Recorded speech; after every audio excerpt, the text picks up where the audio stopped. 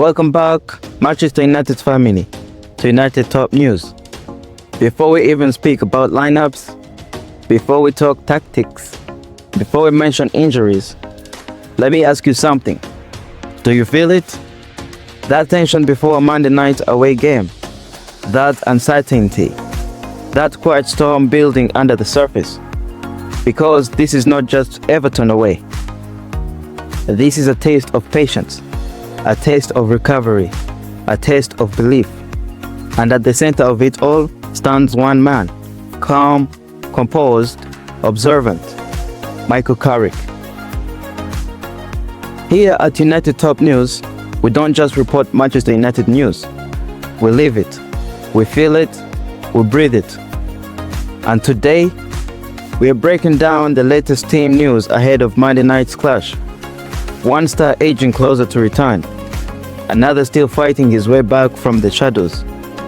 Let's slow this down and really understand what's happening. First, let's talk about a name that has almost faded from weekly conversations. Mason Mount. Remember January? Remember the trip to the Emirates against Arsenal FC? That was the last time we saw him in a matchday squad. Since then, silence. Injury. Another setback. Another pause in what has been a stop-start Manchester United chapter for him. He picked up a knock in training while preparing to face Fulham. Not in a match. Not in a dramatic tackle. Just training. And just like that, he was gone from the picture. But here's where it shifts. Carrick says he's getting closer. Now that might sound simple, but in football language, that means timing matters. It means they're not rushing him. It means they are protecting him. It means they understand that bringing him back too early could cost more in the long run. And let's not forget something important. Between September and December, Mount quietly built momentum. 14 consecutive games. No injury, no interruption. Rhythm, confidence, and he scored. Against Sunderland, against Crystal Palace Football Club, against Wolves. Moments where he looked sharp, alive, connected to the tempo of the team. That version of Mason Mount, United needs that version, especially away from home, especially in a stadium where intensity will be high from the first whistle. But while one name moves forward, another remains stuck in recovery. Matthijs de Ligt. And this one hurts, because before his back injury against Crystal Palace on November 30, he was untouchable. He had played every single minute of the Premier League season. Every single minute. That's not rotation. That's reliability. That's leadership. At one stage, Ruben Amorim suggested it would only be short-term, a brief setback, a quick return. But football rarely follows simple timelines. 3 months later, still sidelined. Carrick says he's working toward it, but he's behind Mount. And that tells you this is delicate. Back injuries are tricky. They don't shout. They don't always look dramatic, but they linger.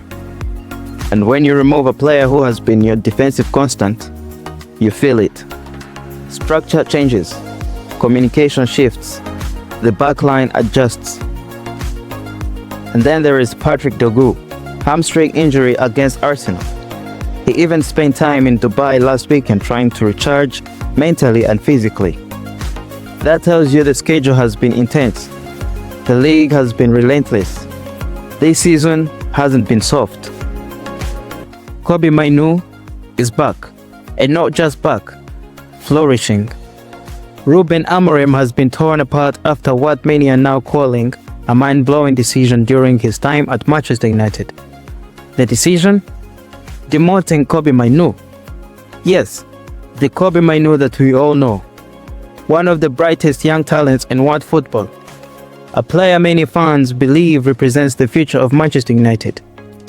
Under Amorim this season, Mainu played just 228 minutes of league football. 228 minutes. For a player of his quality.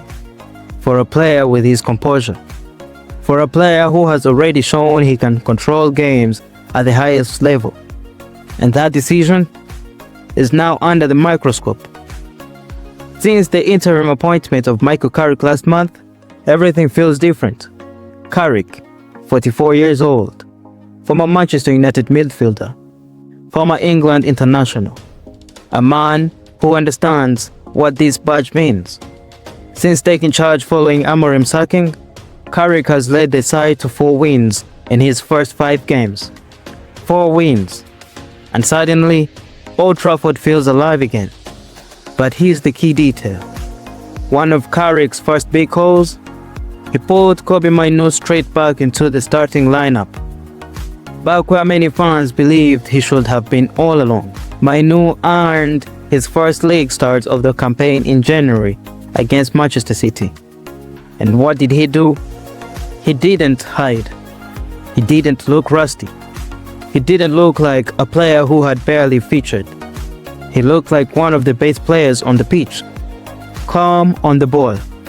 Confident under pressure. Running the game. And suddenly, the question became unavoidable. Why wasn't he playing before?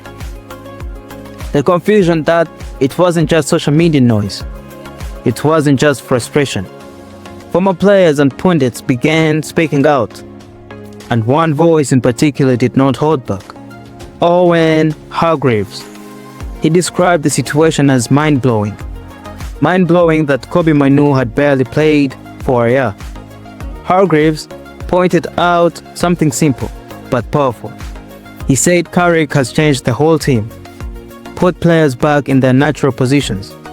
Let Bruno Fernandes play as a number 10. Let him create. It's not rocket science, he said. And then came the line that hit hardest. How Kobbie Mainoo hasn't played football for a year is mind-blowing. One of the best young talents in the world, sitting on the bench, while the team struggled. That's a tough accusation. And then Joe Cole stepped in, echoing Hargreaves, backing Carrick, but also delivering another blow to Amorim. Cole described Carrick as elegant, but ruthless. Carlos Baleba, Brighton's powerful young midfielder. Last summer, Manchester United were heavily linked. Reports suggested personal terms had been agreed. Think about that. Personal terms. Which means conversations happened. Which means intention was serious. But Brighton stood firm. A valuation around 100 million euros. And United stepped away. They didn't overpay.